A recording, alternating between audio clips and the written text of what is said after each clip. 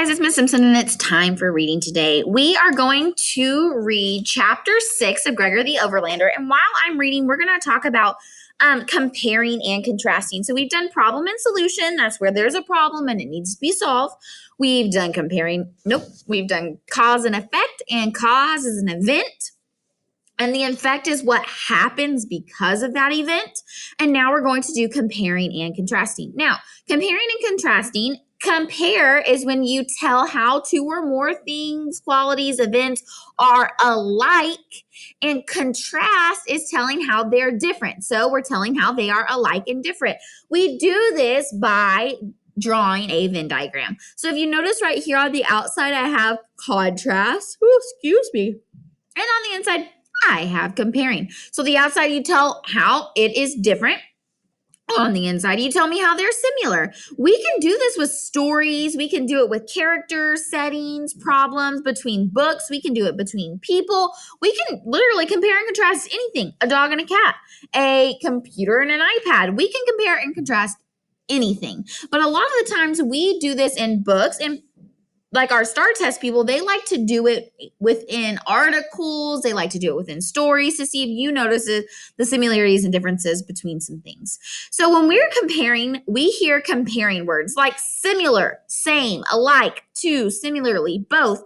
Those are some words that we use when we're comparing. When we're contrasting, we use words like different, but, unlike, however, or in contrast. So we might see in some questions, we might say, how are blank and blank alike? How is blank different from blank? So if I said, how is Gregor different from Lexa? How is Vicus different from Lexa? Which word describes both Vicus and Lexa? How is the character's plan different from what actually happened? How is your problem and solution? How your solution that you did just the other day for Gregor's problem, your solution, how is it different than what actually is going to happen or what actually happens? Those are all comparing and contrasting. So as I'm reading today, actually probably during, maybe even a little bit after, we're going to use some comparing and contrasting, and we're just going to think about our book. So right now, I want you to put your listening ears on because we are going to start reading chapter 6. So what happened in chapter 5 is Gregor was let into the palace that is in the city of Regalia, and the people there showed him where the bathroom was, that he could take a shower, and he was trying to find a way out, and he couldn't find a way out, and then guess what happened? He found that there is an underground kind of flow of water. It comes in one side and out the other. So he's saying to himself, hey, if water can get out, I think I can too. So we're going to see in chapter 6 how he gets out, or if he even does get out, if he tries to escape, what happens. So let's go ahead and start reading. Gregor scrubbed himself down using a sponge and some gloopy stuff he found in a bowl by the pool. He lathered his hair and even cleaned inside his ears, wanting to get every bit of Overlander smell off of him. If he was going to try to escape, he needed to be as indistinguishable from his hosts as possible.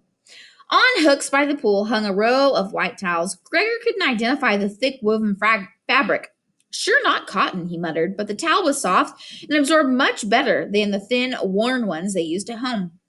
He walked back into the changing room, drying his hair, and found his clothes had disappeared. In their place was a neat pile of smoky blue garments, a shirt, pants, and what seemed to be underwear. They were much finer than the towels. The cloth ran silkily through his fingers. What is this stuff? He wondered, slipping into the shirt. He slid his feet into a pair of braided straw sandals and padded out of the changing room. Meredith and Perdita were waiting. So what happened to my clothes? Asked Gregor. They have been burned, said Meredith apprehensively. Gregor sensed Meredith was afraid he'd be mad. It is most dangerous to keep them, said Perdita, by way of explanation. The ash carries no scent. Gregor shrugged to show he didn't care. That's cool, he said. These fit me fine. Meredith and Perdita looked grateful. After a few days of our food, you will be without much odor, too, said Perdita encouragingly. That'll be nice, said Gregor dryly. These Underlanders were obsessed with this smell. Dulcet emerged from the left side of the bathroom carrying the squeaky clean boots. She had on a soft rose-colored shirt and a clean diaper made from the same material as Gregor's bath towel. She extended her leg and pointed proudly to the new sandal on her foot.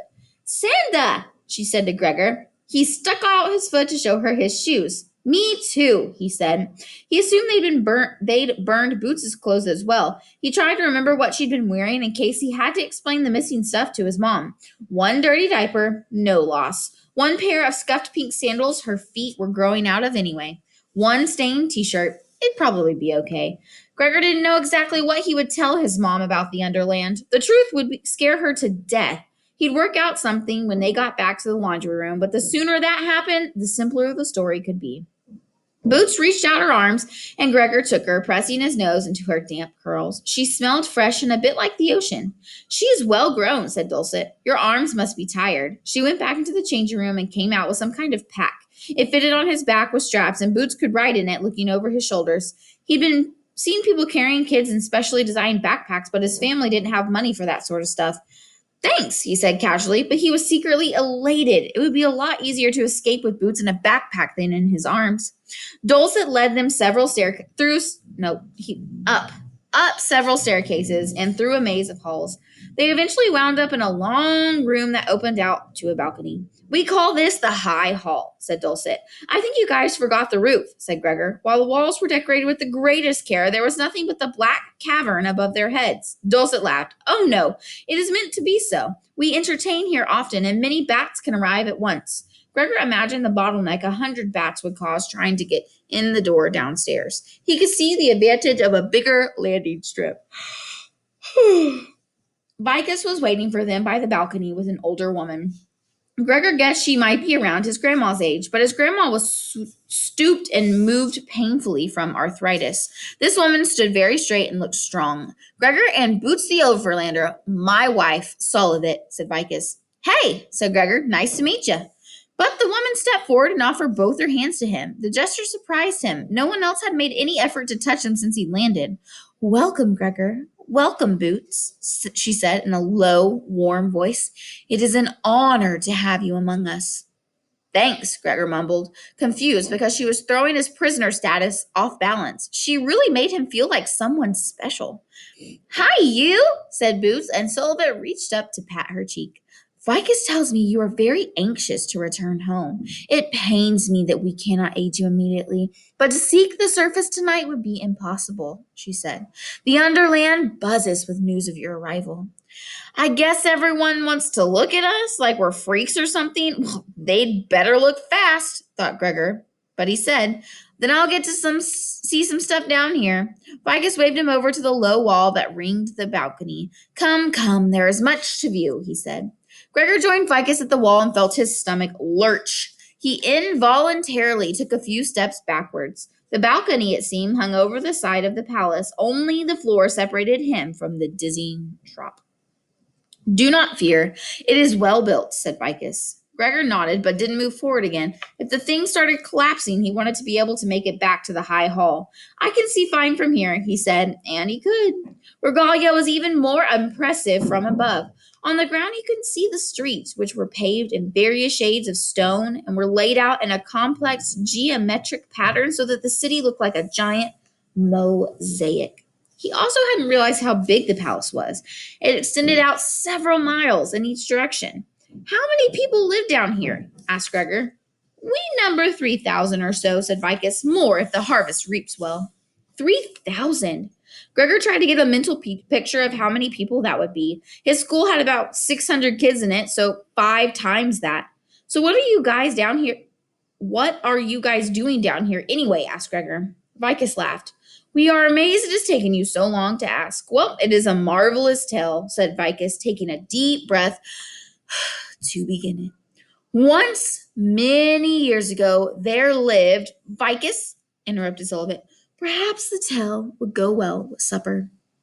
Gregor silently thanked her. He was starving, and he had a feeling Vicus wasn't the kind of guy to leave out any details. The dining room was off the high hall. A table had been set for 8. Gregor hoped Dulcet would be joining them, but after tucking Boots in a sort of high chair, she backed up several feet from the table and stood. Gregor didn't feel comfortable eating with her standing there, but he thought he might get her in trouble if he said something. Neither Vicus nor Sullivan took a chair, so Gregor decided to wait too. Soon, Lexa swept into the room in a dress that was a lot fancier than the clothes she'd worn in the stadium. Her hair was loose and fell like a shiny silver sheet to her waist. She was with a guy who Gregor guessed was about 16. He was laughing at something she'd just said. Gregor recognized him from the stadium. It was a rider who felt cocky enough to lie down on his bat as they swirled around his head. Another show off, thought Gregor. But the guy gave him such a friendly look that Gregor decided not to jump to conclusions. Luxa was sure annoying, but most of the other landers were okay. My cousin Henry, said Lexa shortly, and Gregor wanted to laugh. Here among all these strange names was a Henry. Henry gave Gregor a low bow and came up grinning. Welcome, Overlander, he said, and then he grabbed Gregor's arm and spoke in his ear in a dramatically hushed tone. Beware the fish, for Lexa plans to poison you directly. Vicus and Sullivan laughed, and even Dulcet smiled. It was a joke. These people actually had a sense of humor. Beware your fish, Henry, returned Lexa. I gave orders to poison scoundrels, forgetting you would be dining as well. Henry winked at Gregor. Switch plates with the bats, he whispered, and at that moment 2 bats swooped in from the high hall. Ah, the bats. Gregor recognized the golden bat Lexa had been riding earlier. A large gray bat flooded into a chair near Vicus, and everyone else took a seat. Gregor the Overlander, meet you, Arroya and Euripides. They are bonded to Alexa and myself, said Vicus, extended a flexed hand to the gray bat on his right. Euripides brushed the hand with his wing. Lexa and her golden bat, Aurora, performed the same exchange. Gregor had thought the bats were like horses, but now he could see they were equals. Did they talk? Greetings, Overlander, said Euripides in a soft, purring voice. Oh, yeah, they talked. Gregor began to wonder if this fish dinner would want to chat as he sliced into it. Nice to meet you, said Gregor politely. What does that mean that you're bonded to each other? Soon after we arrived in the Underland, we humans formed a special alliance with the bats, said Sullivan. Both sides saw the obvious advantages bats and humans may form their own union. That is called bonding. And what do you do if you're bonded to a bat? Asked Gregor. I mean, some besides play ball games together. There was a pause in which glances were exchanged around the table. He'd said something wrong again. You keep each other alive, said Lexa coldly. It had seemed like he was making fun of something serious. Oh, I didn't know, said Gregor. Of course you did not, said Sullivan, shooting a look at Lexa. You have no parallel in your own land. And do you bond with the crawlers too? Gregor asked. Henry snorted with laughter. I would as soon bond with a stone. At least I could be counted on not to run away in battle. Lexa broke into a grin, and perhaps you could throw it. I could suppose you could throw a crawler, and then I would have to touch it, said Henry, and the two cracked up. The crawlers are not known for their fighting ability, said Vicus, by way of explanation to Gregor. Neither he nor Sullivan were laughing. He turned to Lexa and Henry. Yet they live on. Perhaps when you can comprehend the reason for their longevity, you will have more respect for them. Henry and Lexa attempted to look serious, although their eyes were still laughing. It is of little consequence to the crawlers whether I respect them or not, said Henry lightly. Perhaps not, but it is of great consequence whether Lexa does, or so it will be in some 5 years when she comes of age to rule, said the Vicus.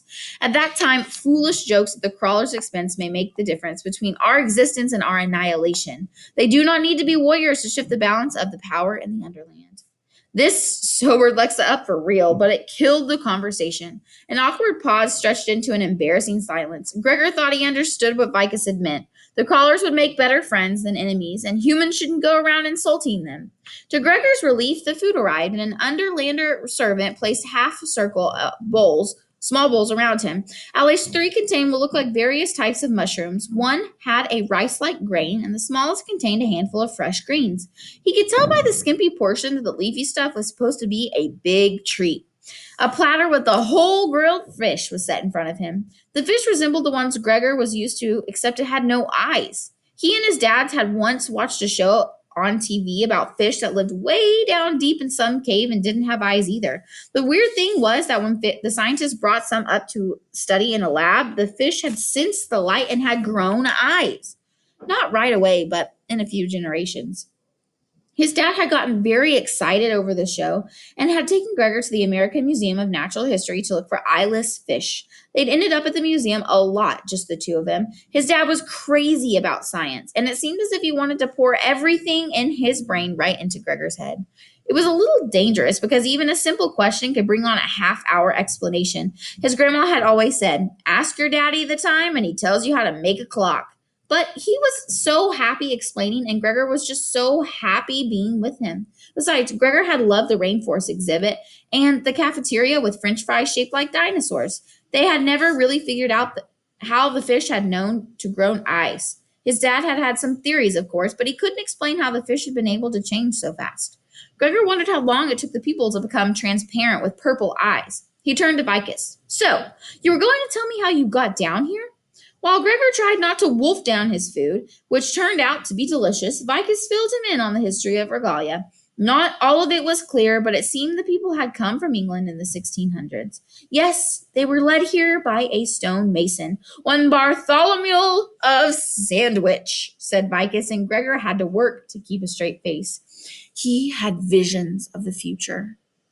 He saw the underland in a dream, and he set out to find it. Sandwich and a group of followers had sailed to New York, where he got on famously with the local tribe. The underland was no secret to the Native Americans, who had made periodic trips below the earth for ritual purposes for hundreds of years. They had little interest in living there and didn't care if Sandwich was mad enough to want to. Of course, he was quite sane, said Vicus. He knew that one day the earth would be empty of life except what was sustained beneath the ground. Gregor thought it might be rude to tell Vicus that billions of people lived up there now. Instead, he asked, "So everybody just packed up and moved down there?" "Heavens no, it was 50 years before the 800 were down and the gates of the Overland sealed. We had to know we could feed ourselves and have walls to keep us safe. Rome was not built in a day." Vicus laughed. This was how Fred Clark, the Overlander, said it. "What happened to him?" asked Gregor, spearing a mushroom, and the table got quiet. "He died," said Sullivan softly. "He died without your son." Gregor lowered the mushroom to his plate. He looked over at Boots, who was covered from head to toe in some kind of mushy baby stew. She sleepily finger painted on the stone tabletop with the gravy. "Our son?" thought Gregor. Had it set? Was it bedtime? Had the police gone, or were they still questioning his mom? If they'd gone, he knew where she'd be, sitting at the kitchen table, alone in the dark, crying. Suddenly, he couldn't stand to hear another word about the Underland. He just had to get out of it. And that's the end of chapter 6. All right, so a lot of things happened in chapter 6. So I want to compare Luxa to her dad, King Vicus. So how are they similar? How are they different? They're similar because they're both pale, silver hair, purple eyes, and they're from the Underland, right? That's how we can compare them. Now they're different because Luxa is young. She's a girl. Luxa also seems very immature and naive and cocky. Vicus seems very humble, and he seems happy and knowledgeable, like he knows what he's doing. While Luxa, she doesn't really seem that way. She also seems mean, really mean and rude and not welcoming at all. But Vicus is welcoming and kind and sweet.